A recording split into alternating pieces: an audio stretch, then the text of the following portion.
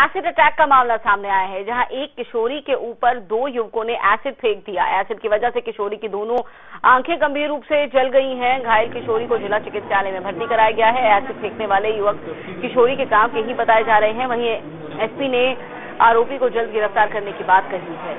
तो गंभीर मामला पन्ना से सामने आया है, जहां पर एक किशोरी के ऊपर 2 युवकों ने एसिड से हमला किया है, एसिड फेंका है और एसिड से उसकी दोनों आंखें बुरे तरीके से जल गई हैं। ये दोनों युवक उसी गांव के बताए जा रहे हैं जिस गांव की किशोरी है। तो मामले को बेहद गंभीरता से लिया गया है। फिलहाल किशोरी को जिला चिकित्सालय में भर्ती कराया गया है और जल्द गिरफ्तार करने की बात कही जा रही है।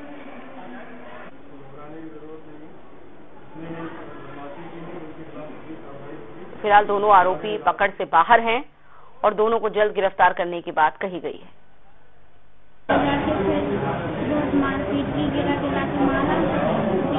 कहाँ पर की मारपीट आपको?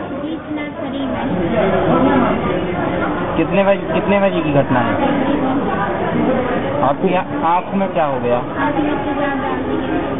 कोई विवाद हो गया था पहले?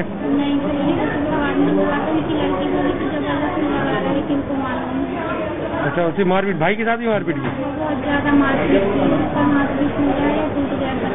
भाई का पता है कहाँ है अभी? भाई का पता नहीं। हमारे सहयोगी शिव कुमार त्रिपाठी इस वक्त पन्ना से हमारे साथ फोन लाइन पर हैं। शिव कुमार, बेहद गंभीर ये पूरी की पूरी वारदात। सबसे पहले अपडेट चाहेंगे आपसे, जो पीड़िता है उसकी हालत इस वक्त क्या बनी हुई है और पुलिस की कार्रवाई कहां तक पहुंची है अभी? देखिए, ये जो दिल दहला देने वाली घटना पन्ना के बिरसिंह कल्याणपुर के पास बराहो गांव की है। इसमें 2 दबंग युवक इस युवती को और इसके भाई को उठाकर ले जाते हैं। एक नर्सरी में इसके साथ मारपीट की जाती है, बदसलूकी की जाती है।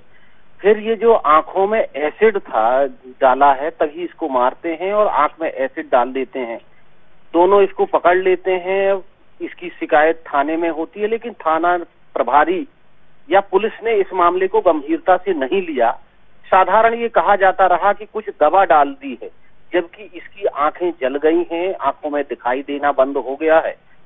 जब इसे जिला चिकित्सालय में भर्ती कराया गया तो एसपी धर्मराज मीणा और कलेक्टर संजय कुमार मिश्रा ने गंभीरता से लिया है। ये दोनों लोग मिलने पहुंचे हैं, सिलसिलेवार तरीके से इस किशोरी से जानकारी ली है। लेकिन बात अब तब भी गंभीर है कि जो भाई को ये लोग उठाकर ले गए थे, मतलब इस किशोरी के भाई का अभी तक कोई पता नहीं है, न गांव पहुंचा है, न पुलिस के पास पहुंचा है और रहस्यमय तरीके से गायब है।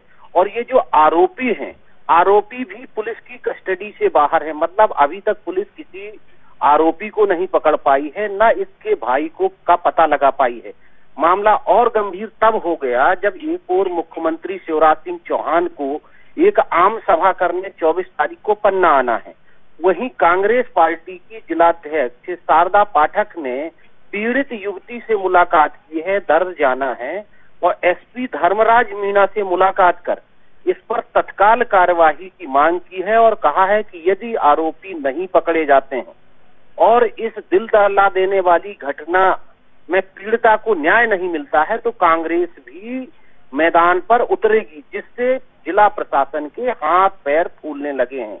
जी बिल्कुल शिव कुमार, आप बिल्कुल ठीक कह रहे हैं। अब यहाँ पर एक बड़ी चुनौती न सिर्फ उन आरोपियों को जल्द से जल्द गिरफ्त में लेने की है, बल्कि दूसरी बड़ी चुनौती ये सुनिश्चित करने की है कि पीड़िता का भाई जो गायब हुआ है, जिसे वो उठा कर ले गए हैं, उसकी सकुशल वापसी हो किसी भी कीमत पर।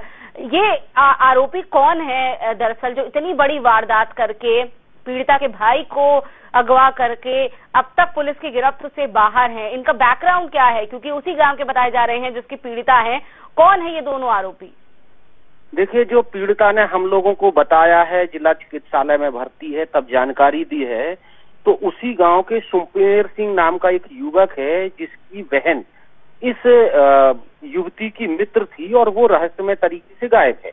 उनको इस युवती के ऊपर संदेह हो रहा था, तभी पकड़कर ले गए, मारपीट की और आंखों में एसिड डाल दिया। और जो दूसरा युवक है, एक गोल्डी राजा करके कहलाता है, जिसका नाम बता रही है पीड़िता, ये दोनों लोग हैं, मतलब सुमेर सिंह और गोल्डी, 2 लोगों का नाम इस पीड़ित युवती ने बताया है, लेकिन ये दोनों गायब हैं, अभी तक पुलिस की कस्टडी में नहीं है। पुलिस ने धरपकड़ अभियान शुरू कर दिया है। एसपी धर्मराज मीना इनकी साइबर ट्रैकिंग शुरू कर चुके हैं और पुलिस की टीमें लगाई गई हैं कि किसी तरीके से ये दोनों लोग पकड़ में आए और ये जो युवती का भाई अभी तक गायब है, किस स्थिति में है, कहाँ है, वो उसको पकड़ा जाए। वहीं जो पीड़िता की दोनों आंखों में दिखाई देना बंद है, जल चुकी हैं, तो मैंने स्वयं कलेक्टर और एसपी से पहल करके इस युवती का इलाज कराने के लिए चित्रकूट भेजने की बात कही है। तो जिला प्रशासन और स्वास्थ्य विभाग का अमला, चित्रकूट क्योंकि मध्य एशिया का सबसे बड़ा आई सेंटर है, यहाँ अत्याधुनिक टेक्नोलॉजी से सदगुरु सेवा संघ ट्रस्ट के सदगुरु नेत्र चिकित्सालय में इलाज होता है। मतलब जिला प्रशासन अब इस युवती का इलाज चित्रकूट में कराने का प्रयास कर रहा है और यहाँ से इस युवती को वहाँ भेजा जा रहा है। वहाँ के डायरेक्टर डॉक्टर वी.के. जैन से यहाँ के सिविल सर्जन एल.के. तिवारी ने व्यक्तिगत रूप से अनुरोध किया है और डॉक्टर वी.के. जैन ने आश्वासन दिया है कि जो श्रेष्ठ इलाज हो सकता है इस युवती का करेंगे और इसकी जो आंखों जल गई हैं, इनकी रोशनी ना जाए, उसको बचाने का प्रयास करेंगे।